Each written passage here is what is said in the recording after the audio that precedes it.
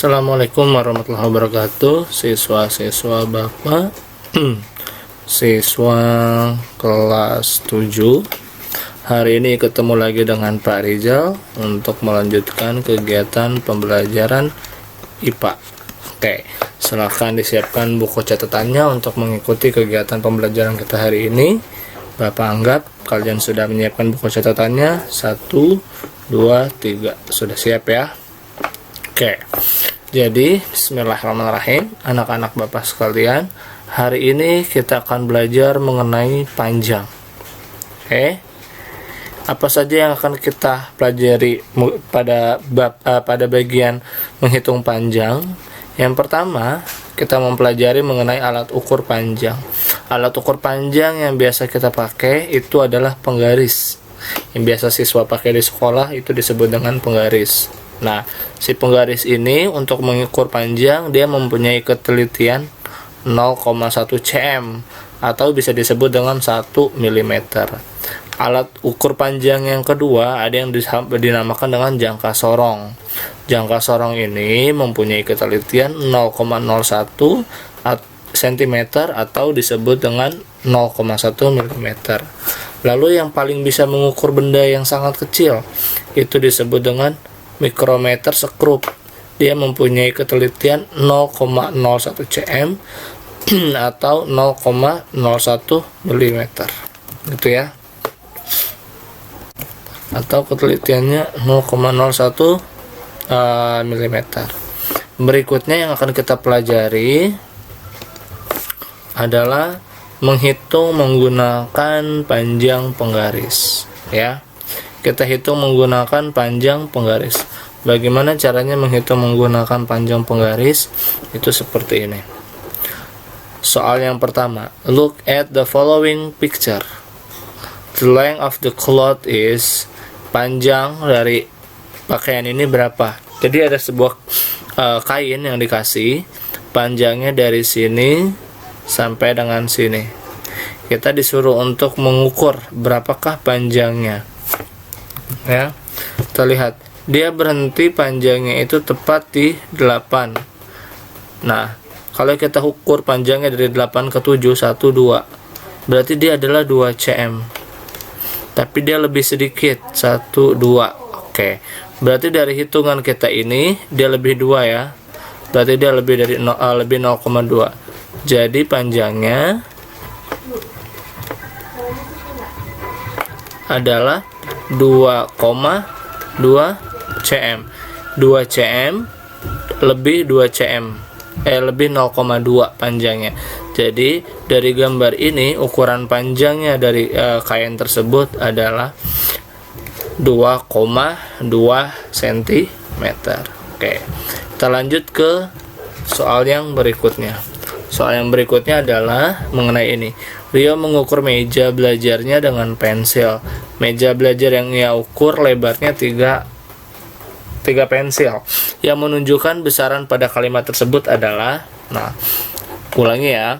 Rio mengukur meja belajarnya dengan pensil. Meja belajar yang akan ia ukur lebarnya 3 pensil. Yang menunjukkan besaran pada kalimat tersebut adalah yang manakah yang menjadi besarannya berarti. Nah, yang menjadi besarannya pada sini adalah besarannya adalah mau mengukur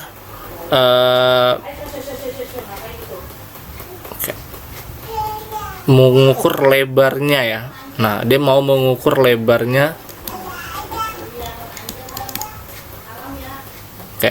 Lebarnya meja, ya kan? Meja belajar yang ukur lebarnya adalah 3 pensil. Nah, dia mengukurnya menggunakan pensil, 3 kali pensil. Berarti besaran dipakai oleh Rio adalah pensilnya, karena dia menghitung menggunakan pensil. Jadi besaran itu adalah satuan yang dipakai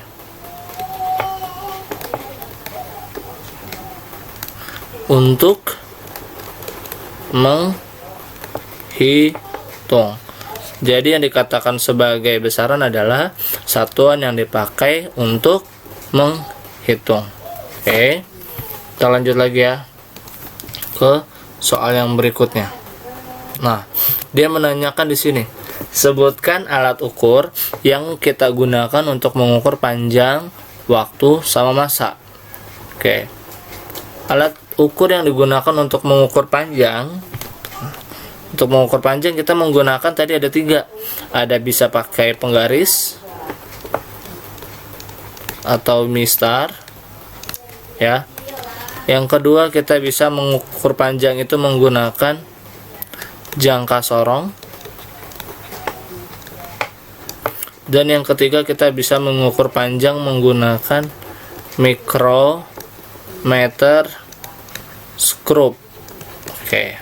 Sementara itu, apakah alat ukur yang digunakan untuk menghitung waktu? Oke. Untuk menghitung waktu, kita bisa menggunakan stopwatch. Dan alat ukur yang digunakan untuk menghitung massa adalah namanya timbangan, atau bisa juga menggunakan neraca. Oke. Jadi alat ukur yang digunakan untuk mengukur panjang ada 3, bisa penggaris, bisa jangka sorong, bisa mikrometer skrup. Untuk mengukur waktu kita menggunakan stopwatch, dan untuk mengukur massa ada 2, bisa menggunakan timbangan atau menggunakan neraca. Oke, kita ke soalan yang berikutnya. Nah, berikutnya ini kita akan melakukan praktek menghitung menggunakan jangka sorong. Kita akan praktek berhitung menggunakan jangka sorong. Jadi anak-anak, jangka sorong itu bentuknya seperti ini. Oke. Ada yang utamanya, yang di atas ini disebut sebagai skala utama, dan yang di bagian bawahnya itu disebut sebagai skala nonius, ya. Yang atasnya adalah skala utama, yang di bawahnya disebut sebagai skala nonius. Bagaimana caranya menghitung? Ini gasing, ya. Ini adalah gambar gasing. Kita mau mengukur diameter gasing menggunakan bantuan jangka sorong. Oke. Bagaimanakah cara menghitungnya? Untuk menghitungnya tentu saja seperti ini. Kamu lihat dulu satuan skala utamanya. Ya, skala utamanya di sini panjangnya adalah 1 melebihi setengah, berarti skala utamanya 1,5. Terus lebih nih, 1,5, ini kan 5 di sini. 6 di sini, 7. Berarti bukan 1,5 tapi 1,7.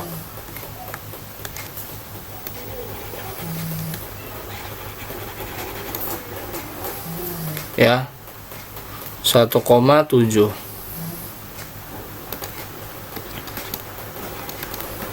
Nah, kemudian dia ada skala noniusnya. Skala noniusnya itu dilihat dengan cara hitung bagian yang berhimpitan dari bagian bawahnya ini. Bagian berhimpitannya ada di sebelah sini nih. Berhimpitan itu artinya dia segaris sama yang di atasnya. Ya, dia segaris, ya. Nah, kita hitung dia di urutan keberapa? 1, 2, 3, 4, 5, 6, 7, 8.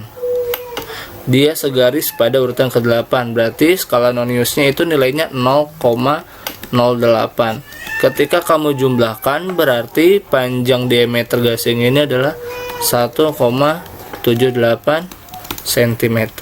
Begitulah cara menghitung menggunakan jangka sorong. Oke, kita lihat contoh soal yang lain.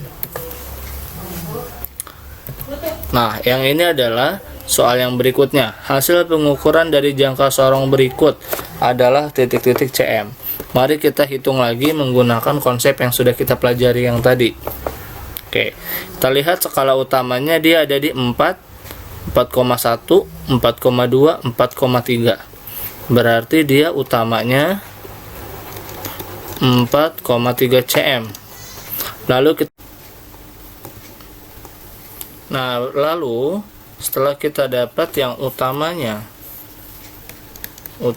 tadi 4,3 cm, kita hitung yang skala noniusnya. Nah, Untuk skala noniusnya kita lihat yang bagian berhimpit. Kita pandang-pandang gambarnya, bagian yang berhimpit itu di sini. Kamu kasih garis, kamu tandain seret, ini dia berhimpit nih. Berarti dia lebihnya berapa? 0, 1, 2, 3, 4, 5. Nah, berhenti dia berhimpitnya di angka kelima. Berarti skala noniusnya adalah 0,05 cm. Kita jumlahkan, berarti dia menjadi 5, 3, 4. Berarti hasilnya adalah 4,35 cm. Jawabannya di opsi yang C, begitu ya. Jadi yang pertama kamu hitung dulu skala utamanya berapa, lihat dari bagian yang atasnya ini sampai ke berapa, ini jadi 4,3 ya, 1, 2, 3. Lalu skala noniusnya kamu hitung di bagian bawah sampai ke bagian yang harus berhimpit. Kalau dia nggak berhimpit berarti kamu salah menghitungnya, begitu ya. Kita lanjut ke soal yang berikutnya. Soal yang berikutnya kita akan menghitung lagi menggunakan jangka sorong. Perhatikan pengukuran menggunakan jangka sorong di bawah ini. Hasil pengukurannya adalah berapa? Titik-titik. Oke, kita hitung lagi ya menggunakan jangka sorong. Berarti yang perlu kamu lakukan adalah seperti ini. Kamu hitung dulu skala yang utamanya.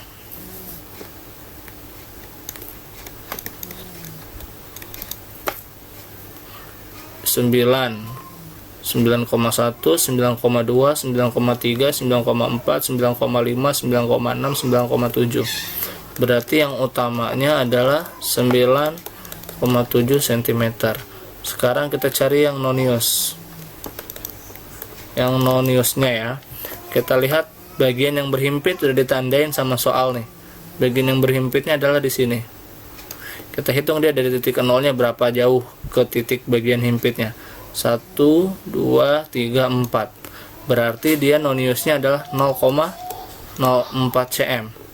Tinggal kamu jumlahkan. Berarti dia menjadi 9,74 cm. Jawabannya di sini. Begitulah inti dari tata cara pengukuran menggunakan jangka sorong. Apa yang telah Bapak sampaikan ini jangan lupa kamu catat, kamu ulangi, kamu pahami, supaya kamu bisa mengerti tata cara menghitung menggunakan alat bantu jangka sorong. Demikianlah kegiatan pembelajaran kita hari ini. Bapak akhiri. Assalamualaikum warahmatullahi wabarakatuh.